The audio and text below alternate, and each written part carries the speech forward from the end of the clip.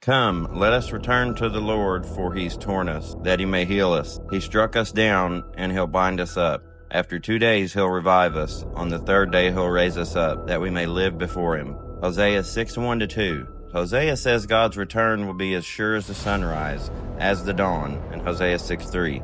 And Peter explains how to understand the scale. With the Lord 1 day is as 1,000 years, and 1,000 years as 1 day. 2 Peter 3:8. 2 days, 2,000 years, then comes the morning of the third day. That's not allegory, it's a prophetic blueprint. And when you hold Hosea's clock up against Daniel's visions, the picture becomes undeniable. The shadow of Antiochus Epiphanes has already been drawn, and the final fulfillment is now pressing into our generation.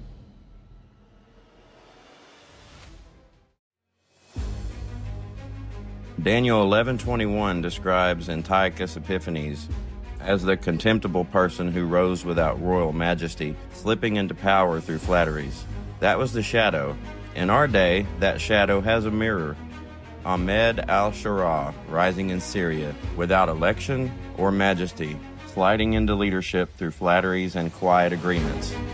Daniel 11:22 says, armies shall be utterly swept away before him and broken, even the prince of the covenant.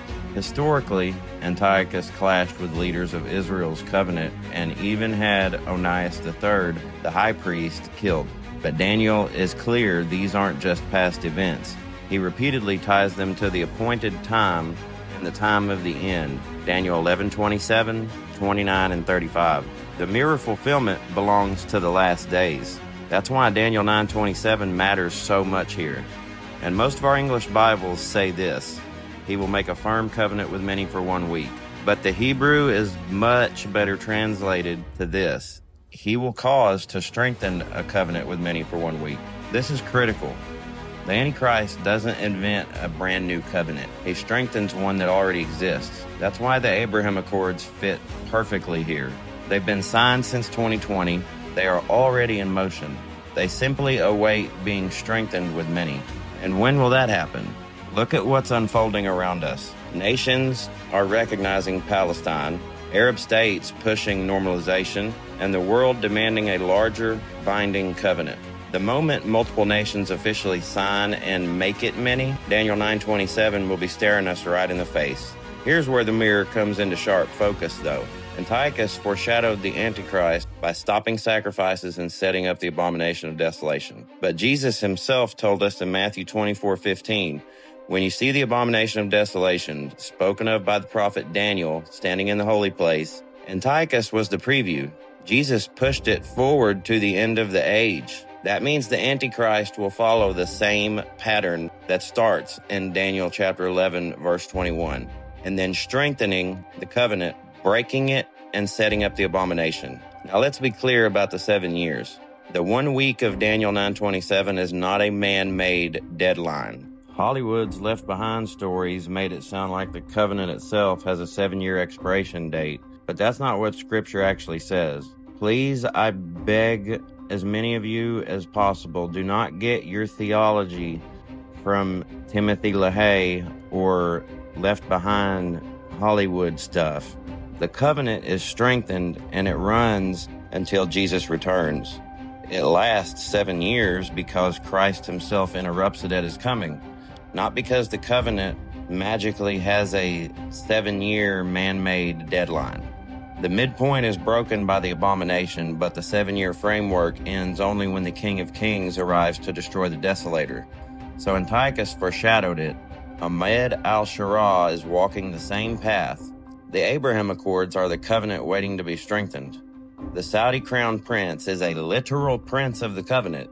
And Hosea's dawn, the morning of the third day, is upon us. And this is how we know the third day is upon us. Hosea 6:2 says, after 2 days he'll revive us, and on the third day he'll raise us up. Peter gives us the scale. With the Lord 1 day is as 1,000 years, and 1,000 years as 1 day. 2,000 years after the cross, we stand at the dawn of the third day. If Jesus was crucified in 30 AD, the sunrise of that third day falls on 2030. If it was 33 AD, then the dawn lands in 2033. Either way, we are standing right at the break of day, and God gave us markers so we wouldn't miss it. In 1948, at the latter days, at the end of the second day, Israel was reborn in a single day, just as Isaiah 66:8 foretold. Shall a land be born in one day? Shall a nation be brought forth in one moment? Ezekiel 37's dry bones come to life when he put his people back into their land. Then in 1967, Jerusalem returned to Jewish hands, fulfilling Luke 21:24, where Jesus said Jerusalem would be trampled by Gentiles until the times of the Gentiles are fulfilled. And Jesus himself tied this moment to the countdown of his return. In Matthew 24:32-34, he said, "From the fig tree learn its lesson. As soon as its branch becomes tender and puts out its leaves, you know that summer's near. So also, when you see all these things, you know that he is near, at the very gates. Truly I say to you, this generation will not pass away until all these things take place." The fig tree in prophecy is Israel. And when Israel came back to life in 1948, the fig tree put forth its leaves. Jesus said the generation that sees this will see his coming. So how long is a generation according to Scripture? Psalm 90:10 says, "The years of our life are 70, or even by reason of strength, 80. Biblically, a generation is about 70 to 80 years. That's the lifespan of the people who witnessed Israel's rebirth. If Israel was born in 1948, then the people alive in that moment mark the prophetic generation Jesus spoke of, the one that will not pass until his return. Put this together. Hosea's 2 days have passed. The morning of the third day is breaking and coming upon us fast. Israel's been reborn, Jerusalem's been restored and given back to Israel. The fig tree's blossomed, and the generation that saw it is still here. The covenant Daniel spoke of already exists in the Abraham Accords, waiting to be strengthened. And the contemptible man of Daniel 11 has officially risen in Syria. The dawn is not coming someday. It's already here. Hosea promised revival on the third day. Peter gave us the scale. Daniel showed us the rise of the contemptible man, the strengthening of the covenant, the breaking of the covenant's prince, and the abomination itself. Antiochus was the type.